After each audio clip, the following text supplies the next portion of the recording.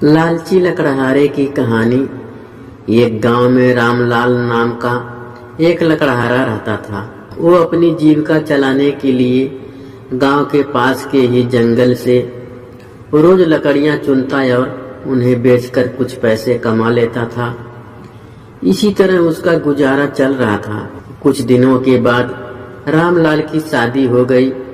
उसकी पत्नी बड़ी खर्चीली थी, इसीलिए अब उतनी लकड़ियों को बेचकर घर चलाना मुश्किल हो गया था।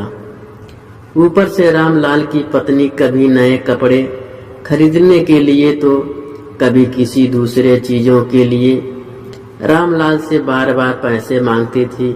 अगर पैसे ना मिले तो रूठ जाती। रामलाल अपनी पत्नी से बहुत प्यार करता था, इसीलिए उसकी नाराजगी वो बर्दाश्त नहीं कर पाता था।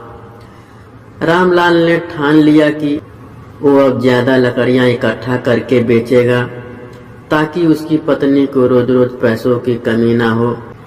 पत्नी की इच्छा पूरी करने के लिए रामलाल घने जंगल तक चला गया और बहुत सारी लकड़ियां चुनकर बाजार में बेच दी। ज्यादा लकड़ियों के ज्यादा पैसे मिले तो खुश होकर रामलाल ने सारे पैसे अपनी पत्नी को दे दिए। अब रोज रामलाल ऐसा ही करने लगा कि देखते ही देखते उसके मन में लालच इतना बढ़ गया कि उसने धीरे धीरे पेड़ काटना भी शुरू कर दिया। पेड़ काटने से और ज्यादा लकड़ियां हो जाती थी और उसे अधिक दाम मिलने लगे। लकड़हारा हर हफ्ते एक पेड़ काटता और लकड़ियां बेचकर मिलने वाले पैसे से अपनी पत्नी के शौक पूरे करता। अब पैसे ज्यादा आ रहे थे तो घर भी अच्छे से चल रहा था। धीरे धीरे रामलाल ने पैसों को जुए में लगाना शुरू कर दिया। जुआ खेलने की लत ऐसी लगी कि रामलाल एक मोटी रकम उसमें हार गया। अब इस रकम को चुकाने के लिए रामलाल ने एक दो मोटे मोटे पेड़ काटने का फैसला लिया।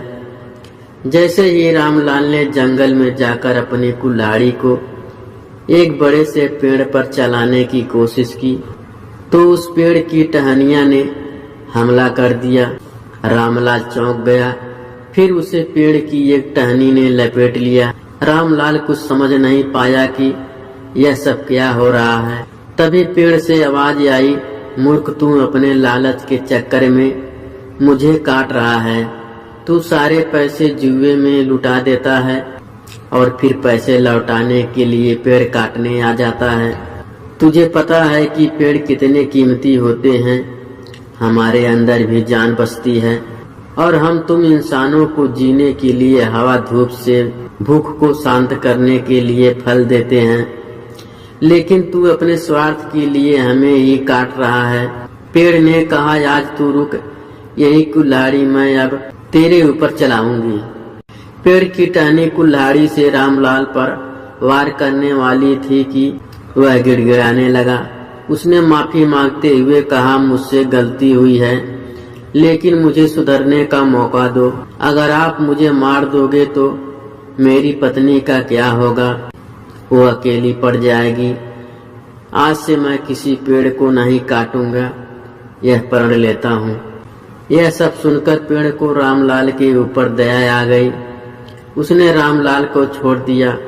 छूटते ही रामलाल भागकर अपने घर गया और पैसों के लालच में न आने का संकल्प ले लिया।